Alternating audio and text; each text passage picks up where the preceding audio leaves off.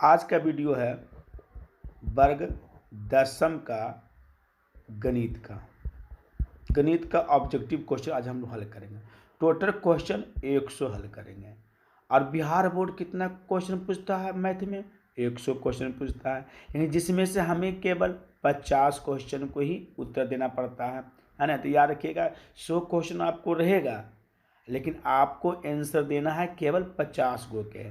तो चलते हैं बिना समय लेते हुए हम लोग वीडियो को शुरू करते हैं, क्वेश्चन को हल करना शुरू कर देते हैं। चलिए क्वेश्चन को हल कीजिए। निम्नलिखित में कौन सा केंद्रीय प्रवृत्ति की माप नहीं है? केंद्रीय प्रवृत्ति की माप नहीं है, तो हमको याद रखना है केंद्रीय प्रवृत्ति है कौन। तो केंद्रीय प्रवृत्ति तीनों के माद, माध्यिका, बौलक, यही तीनों को केंद्रीय प्रवृत्ति कहते हैं। इसके अलावा और कोई नहीं है। इसके अलावा जो भी रहेगा लिखा वो नहीं है। तो मानक विचलन केंद्रीय प्रवृत्ति नहीं है। इसका सही आंसर हो गया मानक विचलन। अगला क्वेश्चन है प्रश्न 14, 15, 13, 16, 14, 15, 17, 13 और 15 का बहुलक ज्ञात कीजिए। तो बहुलक बराबर क्या होता है? बहुलक बराबर होता है जिस चर की बराबरता सबसे अधिक होता है, यानी कि वह अंक जो सबसे अधिक बार लिखा हो वही बहुलक होगा। तो इसमें आप देखिए कौन सा इसमें से अंक है जो सबसे अधिक बार लिखा हुआ है। तो मुझे दिखाई दे रहा 15। 15 जो है वो 3 बार लिखा हुआ है। अब बाकी 14 2 बार लिखा हुआ, 13 2 बार लिखा हुआ, 16 1 बार लिखा हुआ, 17 1 बार लिखा हुआ। तो 15 इसका क्या हो गया? बहुलक, है ना। जो सबसे अधिक बार लिखा हुआ वह बहुलक होता है। अगला क्वेश्चन है प्रथम 5 प्रकृत संख्याओं को माद ज्ञात करना। तो माद बराबर क्या होता है कि सभी प्रच्छेदों का योगफल बटे प्रच्छेदों की संख्या, मतलब सभी संख्या का योग बटे कितनी संख्या है। तो देखिए क्या प्रथम 5 प्रकृत संख्या, तो क्या हो गया 1 जोड़ 2 जोड़ 3 जोड़ 4 जोड़ 5, 5 ले लिए। अब बटे 5 इसको जोड़ेंगे 15 आएगा। अब बटे 15 सॉरी 5 पंतिया 15 कितना आ गया? 3 इसका सही आंसर हो गया। अगला क्वेश्चन है कि 8, 12, 7, 14, 6, 13, 15 का माध्यक ज्ञात कीजिए। तो माध्यक बनाने के नियम में सबसे पहले इस आंकड़ा को जो है ना आरोही क्रम या अवरोही क्रम में लिखते हैं। तो चलिए, है ना, अब हम इसको आरोही क्रम से सजाते हैं। सबसे छोटा कौन है? 6 है। उसके बाद कौन है? 7 है। उसके बाद कौन है? 8 है। उसके बाद कौन है? 12 है। उसके बाद कौन है? 13 है। उसके बाद कौन है? 14 है। उसके बाद कौन है? 15 है। लिख दिए। अब इसको काउंटिंग कीजिए, बीच में जो आएगा वही माध्यक होगा। 1 2 3 4 5 6 7, नहीं बीच में क्या आएगा? ये आएगा 12 आएगा। तो 12 इसका जो है माध्यक होगा। सही आंसर हो गया 12। अगला क्वेश्चन है माध्यक का 3 गुना और माध्य का दुगुना का अंतर किससे बराबर है ना। तो बहुलक के बराबर होता है, यानी कि बहुलक बराबर हो जाता है 3 गुने माध्यक -2 गुने माध्य हो जाता है, वो हो जाता है बहुलक। तो याद रखना ये फार्मूला पर है कि माध्यक के 3 गुना और माध्य का 2 गुना का अंतर बहुलक के बराबर हो गया। नेक्स्ट क्वेश्चन है ए भुजा वाली समबाहु त्रिभुज का क्षेत्रफल ज्ञात करना है। ए भुजा वाली समबाहु त्रिभुज का क्षेत्रफल, है ना। क्वेश्चन क्या है? ए भुजा वाली समबाहु त्रिभुज का क्षेत्रफल ज्ञात करना है। तो समबाहु त्रिभुज क्षेत्रफल क्या फॉर्मूला होता है? √3/4 इंटू भुजा स्क्वायर। भुजा हमारा ए ही है, तो यही है, तो इसका मतलब मेरा कौन आंसर हो जाएगा? सी इसका सही आंसर हो गया। नेक्स्ट क्वेश्चन है वृत्त की परिधि या वर्ग का परिमाप 88 सेंटीमीटर है, यानी कि वृत्त की परिधि क्या फॉर्मूला होता है? 2πr। वृत्त की परिधि 2πr, इस वैल्यू कितना है? 88 है। और वर्ग का परिमाप भी 88 है। तो वर्ग का परिमाप क्या होता है? 4 गुने भुजा बराबर 88। अब इसका हमको क्षेत्रफल के बारे में बताना कि क्षेत्रफल क्या होता है। तो क्षेत्रफल वृत्त का क्षेत्रफल क्या होता है? फॉर्मूला πr² होता है, यानी कि πr²। आर का मान निकालना था, यहाँ आर का मान निकाल लेते हैं। तो आर बराबर 88/2π। अब क्या हो जाएगा? 88/2 गुने 22/7, चल जाएगा ऊपर, काट देंगे, है ना। तो 44 दूनी 28, 7 दूनी 14, आर का मान हो गया 14। अब इसका निकाल देंगे क्षेत्रफल, तो क्या हो जाएगा पाई आर स्क्वायर, वृत्त का क्षेत्रफल पाई आर स्क्वायर, पाई का मान 22/7, आर का मान 14 खुला स्क्वायर 14 गुने 14, तो 7 दूनी 14 हो गया। तो इसको गुना करेंगे तो 22 गुने 14 दूनी 28, और 28 गुने 22 करेंगे तो कितना आ जाएगा, चलिए गुना कर लीजिए। तो हो जाएगा कितना गुना, 22 गुने 28 कीजिए तो 1600, 616 आएगा। अब इससे निकाल दीजिए तो इसका क्षेत्रफल 616 आ गया, छोड़ दीजिए। अब इसको आ जाइए यानी भुजा में आ जाइए तो ए का वैल्यू कितना हो जाएगा 88/4, तो ये 22 चौक 88 ए हो गया। वर्ग का क्षेत्रफल बराबर होता है भुजा स्क्वायर, तो 60 स्क्वायर कितना हो गया 22 का होल स्क्वायर, तो 22 गुने 22 कितना हो जाएगा 484। अब दोनों में कंपेयर कीजिए क्या है, तो ये क्या है बड़ा है, यानी कि वृत्त का क्षेत्रफल जो है, वृत्त का क्षेत्रफल जो है वर्ग का क्षेत्रफल से बड़ा है। तो यहाँ खोल लीजिए वृत्त का क्षेत्रफल लेस देन है, वृत्त का क्षेत्रफल जो बड़ा है वर्ग का क्षेत्रफल, ऑप्शन सी इसका सही आंसर होगा। अगला क्वेश्चन है कि यदि किसी घन का प्रत्येक किनारा ए है, घन का प्रत्येक किनारा ए है तो उसका विकर्ण ज्ञात कीजिए, उसका विकर्ण ज्ञात कीजिए। तो देखिए तो घन का विकर्ण बराबर होता है √3 इंटू ए मीन्स भुजा, खोज लीजिए कितना में है, कौन सा है ऑप्शन में ए इसका सही आंसर हो गया। नेक्स्ट क्वेश्चन है त्रिज्या आर तथा ऊंचाई एच वाले एक लंबवृत्तीय शंकुक आयतन ज्ञात कीजिए।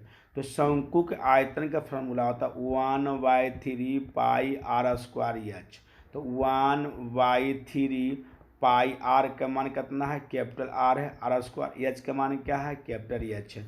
खोज लीजिए किस में है ना बी इसका सही आंसर हो गया। नेक्स्ट क्वेश्चन है कि यदि दो वृत्तों का क्षेत्रफल का अनुपात 4:25 हो तो उसकी त्रिज्याओं अनुपात ज्ञात कीजिए। तो वृत्तों का क्षेत्रफल में देखिएगा पाई आर स्क्वायर होता है, तो स्क्वायर है स्क्वायर उधर करेंगे तो अंडर रूट हो जाएगा, तो ऐसा हिसाब अगर इधर को वर्गमूल निकाल दीजिएगा ऑप्शन में खोजिए वो आंसर हो जाएगा। तो 4 का वर्गमूल कितना होता है 2, 25 के कितना होता है 5, तो 2:5 क्या हो गया इसका आंसर, सही आंसर हो गया ऑप्शन डी। क्वेश्चन है साइन 30 डिग्री बटे कोस 30 डिग्री गुने कॉट 30 डिग्री का मान कितना होगा। इसको आप हल कीजिएगा तो बंधु एक आएगा, कैसे आएगा देख लीजिए। साइन बटे कोस का होता है 10, तो 10 30 डिग्री इंटू कोट 30 डिग्री। अब देखिए 10 30 इंटू कोट मतलब 10 थीटा इंटू कोस थीटा का मान होता है 1 होता है, एक इसका आंसर हो गया। अगर हमने दूसरा विधि से बनाते हैं कि अगर मान रख के बनाते हैं तो मान रख के बनाएंगे उतने आएगा। साइन 30 का मान कितना होता है 1/2, कोस 30 का मान कितना होता है √3/2 और इंटू कोट 30 का मान कितना होता है √3। देखिए ये यहाँ से खत्म ये यहाँ से खत्म, कितना हो गया एक इसका हो गया सही आंसर, दो तरह का। नेक्स्ट क्वेश्चन है 1 - 10 स्क्वायर 45 डिग्री बटे 1 + 10 स्क्वायर 45 डिग्री का मान कितना हुआ।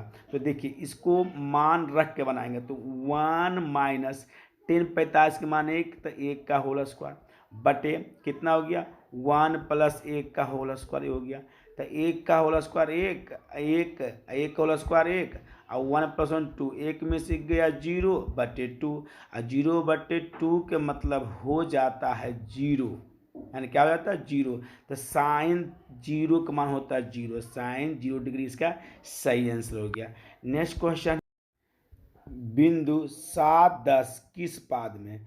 तो हमें पाद अगर निकालने का रहा तो इसका केवल चिन्ह देखना है, चिन्ह क्या है प्लस प्लस, अगर प्लस प्लस है तो प्रथम पाद होगा, यदि आपको माइनस प्लस हो तो द्वितीय पाद होगा, यदि माइनस माइनस हो तो तृतीय पाद होगा, तो यदि आपका जो है प्लस माइनस हो तो चतुर्थ पाद होता है। तो केवल चिन्ह हमें देखना है, फिर याद रखना है कि अगर इसके पहले x y x होता है, अगर ये प्लस प्लस हो प्रथम, माइनस प्लस हो द्वितीय, माइनस माइनस हो तृतीय, और चतुर्पाद को प्लस माइनस को कहा जाता है। और इस प्रकार क्वेश्चन बोर्ड परीक्षा हर एक साल पूछा जाता है ना। अगला क्वेश्चन है क्या है कि ten 45 degree ratio ten 60 degree का क्या होगा मान।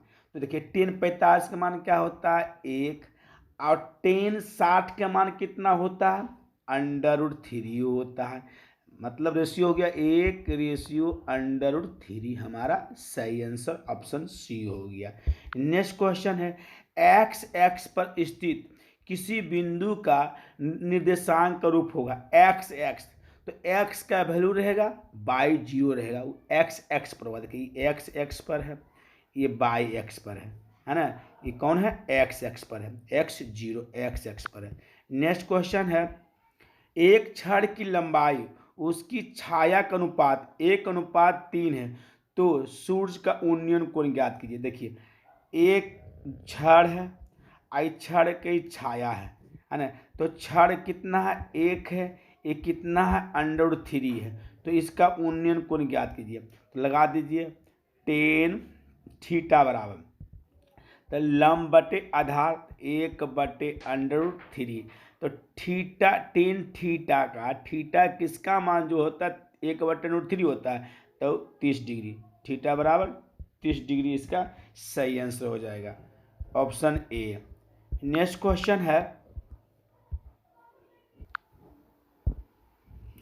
क्वेश्चन है मूल बिंदु से बिंदु -x बाय की दूरी ज्ञात कीजिए। मूल बिंदु और इस बिंदु के बीच की दूरी ज्ञात कीजिए। तो दो बिंदुओं के बीच की दूरी क्या का फॉर्मूला होता है x नियामक के अंतर का वर्ग प्लस y नियामक के अंतर का वर्ग होता है। तो मूल बिंदु का नियामक क्या होता है 0 0 होता है। तो कितना हो जाएगा 0 माइनस x का whole square plus 0 minus y का होल स्क्वायर। इसको हल करेंगे तो ये कितना हो जाएगा x square plus y square है ना। तो इसका सही आंसर कौन हो जाएगा ऑप्शन ए सही आंसर हो गया। नेक्स्ट क्वेश्चन है बिंदु P7 और बिंदु है ना Q8 11 के बीच की दूरी, ये क्या है दो बिंदुओं के बीच की दूरी ज्ञात करना है। तो दो बिंदुओं के बीच की दूरी का फॉर्मूला अभी भी यूज किया x नियामक अंतर का वर्ग। तो कितना होगा 5 - 8 का वर्ग प्लस 7 - 11 का वर्ग। तो √5 में से 8 गया तो -3 का होल स्क्वायर, 7 में से 11 गया तो -4 का होल स्क्वायर। तो ये कितना होगा 3 तिया 9 4 चौक 16 बराबर √25। 25 का मुँह होता 5 इकाई, 20 का सही आंसर हो गया। नेक्स्ट क्वेश्चन है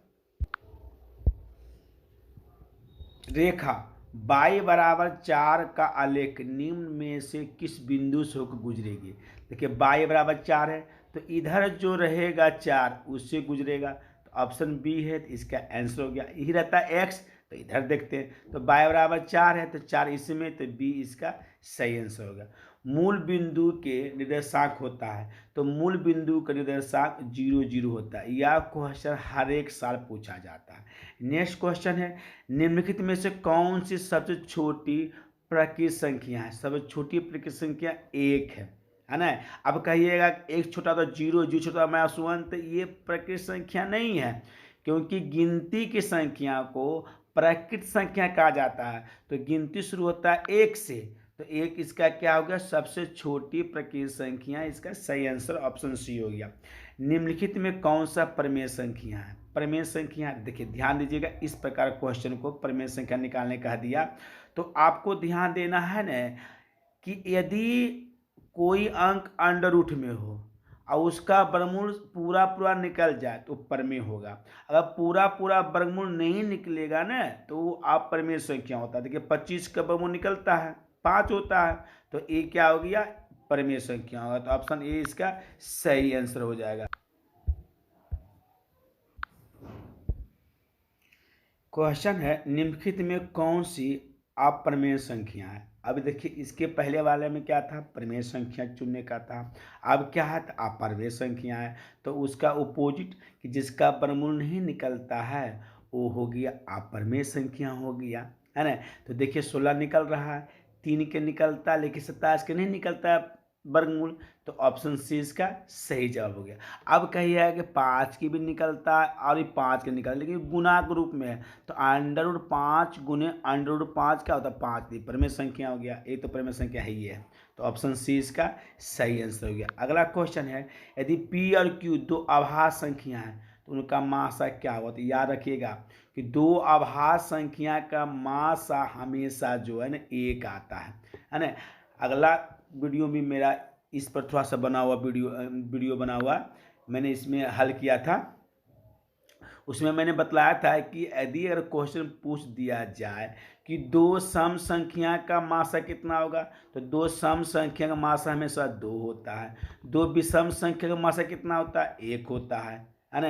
और दो अभाज्य संख्या का मासा कितना होता है वो भी 1 होता है। इसका सही आंसर होगा ऑप्शन ए। नेक्स्ट 0.13 रेकरिंग बराबर होगा, इसको हल करेंगे। तो रेकरिंग दशमलव के बाद अगर सभी अंक पर रेकरिंग हो तो रेकरिंग मतलब होता है /9, तो 2 अंक के बाद रेकरिंग है तो /2 हो जाएगा, तो 13/99 इसका सही आंसर है ऑप्शन सी। 18 तथा 72 का मासा ज्ञात कीजिए, करना है तो क्या हो जाएगा। तो हमने 72 में 18 से भाग देंगे, भाग 20 बनेगा, तो 18 चौक 72 हो गया, कट गया, तो मासा कितना होगा 18, ऑप्शन ए इसका सही आंसर। अगला क्वेश्चन है, √12 के परमेयकारी गुणांक लिखिए। परमेयकारी गुणांक जैसे देखिए 4√2 ऐसे लिखा हुआ मान ले जाए, तो 4√2 लिखा हुआ, 4 हो गया परमेय, ये हो गया अपरमेय, तो परमेय का गुणा क्या हो √2 और अपरमेय गुणा क्या हो गया 4 हो गया, यानी कि हमें निकालना है इसका गुणांक का। तो देखिए √12 लिखा हुआ, इसको फैक्टर तोड़िए ऐसा जिसका 1 का वर्गमूल पूरा पूरा हो जाए, तो 4 गुने 3, 4 का वर्गमूल 2 √3 हो गया। अब देखिए 2 का गुणांक कितना है 3 हो गया, तो 3 √3 इसका सही आंसर हो जाए ऑप्शन ए।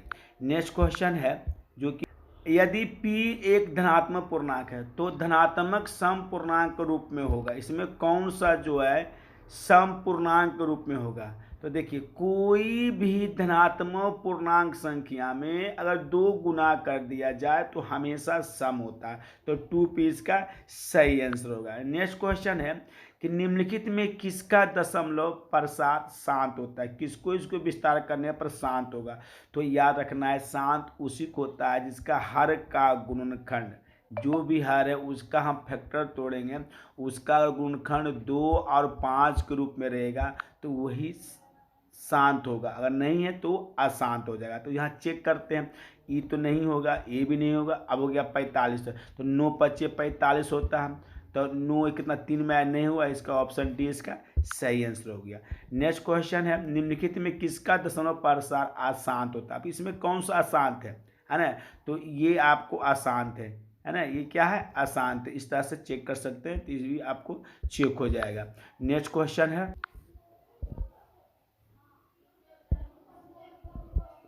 है, यदि थीटा तथा रिक्त पूरक कोण है तो इनमें से किसका सही ऑप्शन होगा। देखिए कोस के पूरक क्या होता है साइन, ए नहीं होगा। सेक के पूरक क्या होता है कोसेक, ये आंसर हो गया। साइन के पूरक क्या होता है कोसेक, ए भी नहीं हो गया। टेन के पूरक क्या होता है कोट, ए भी नहीं होगा, इसका सही ऑप्शन हो गया बी। नेक्स्ट क्वेश्चन है sine square 75 degree plus sine square 15 degree का मान क्या हुआ। तो sine square 75 degree plus sine square 15 का मान 1 होता है। कैसे होता है, आप ए को क्या कर दीजिए पूरक में तोड़ दीजिए साइन स्क्वायर 75 डिग्री का, तो कितना हो जाएगा कॉस स्क्वायर 90 - 75 अब प्लस इसको रख दीजिए साइन स्क्वायर 15 डिग्री, तो कॉस स्क्वायर 90 में से 75 गया कितना बचेगा 15 प्लस साइन स्क्वायर 15 डिग्री। अब साइन स्क्वायर और कोस स्क्वायर का मान कितना, sine square theta plus cos square theta का मान होता है 1, तो 1 इसका सही आंसर हो गया ऑप्शन बी। नेक्स्ट क्वेश्चन है 33 में 1 + 10 स्क्वायर का मान कितना होगा। तो देखिए ये डायरेक्ट क्या है, फार्मूला पर है। तो इस प्रकार का क्वेश्चन आपको हर एक साल पूछा जाता है। थोड़ा सा ध्यान देने के बाद आराम से मैट्रिक का ऑब्जेक्टिव क्वेश्चन 50 को हम लोग बना सकते हैं। तो 1 + 10 स्क्वायर क्या होता है, सेक स्क्वायर थीटा होता है, ऑप्शन बी हो गया। नेक्स्ट क्वेश्चन है 2 sine square alpha plus cos square alpha. देखिए sine square alpha plus cos square मान होता है 1 फार्मूला से। तो 2 गुने 1 बराबर 2, 2 इसका सही ऑप्शन हो जाएगा सी, है ना। नेक्स्ट क्वेश्चन है 5 cos square theta minus 5 coat square theta का मान कितना होगा। तो इसका वैल्यू हो जाएगा 5, ऑप्शन बी। अब कैसे होगा ये देखते हैं। देखिए दोनों 5 हैं, 5 को क्या कर लीजिए, कॉमन निकाल लीजिए। तो कितना हो जाएगा, cosec square theta minus cot square theta. और cosec square minus cot square को क्या होता है 1। तो 1 हो गया, 5 गुने 1 हो गया, तो 5 इकाई 5, 5 कितना हो गया, आंसर ऑप्शन बी।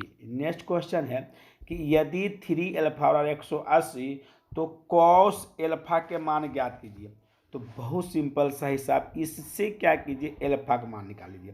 तो क्या हुआ, एल्फा बराबर 180/3, इसको काटेंगे तो 18 60, यानी कि कॉस 60 डिग्री का मान निकालना है। तो कॉस 60 का मान कितना होता है, 1/2 होता है, ऑप्शन सी इसका सही आंसर। नेक्स्ट क्वेश्चन है यदि a साइन थीटा बराबर 1 और b कोस थीटा बराबर 1 तो tan के मान ज्ञात कीजिए। tan बराबर क्या होता है जानते हैं ना, साइन थीटा बटे कोस थीटा होता है। यहाँ पर साइन का मान निकालेंगे तो क्या हो जाएगा, 1/a हो जाएगा।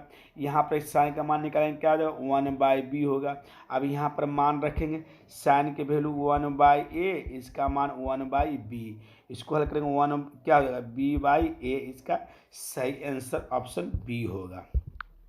अगला क्वेश्चन है कि 1/√3 किसका मान होता है। तो देखिए तो साइन 30 का मान क्या होता है, 1/2, ये आंसर नहीं हुआ। tan 60 का मान क्या होता है, 1/√2, इसका सही आंसर हो गया, बाकी कोई आंसर नहीं होगा। Next question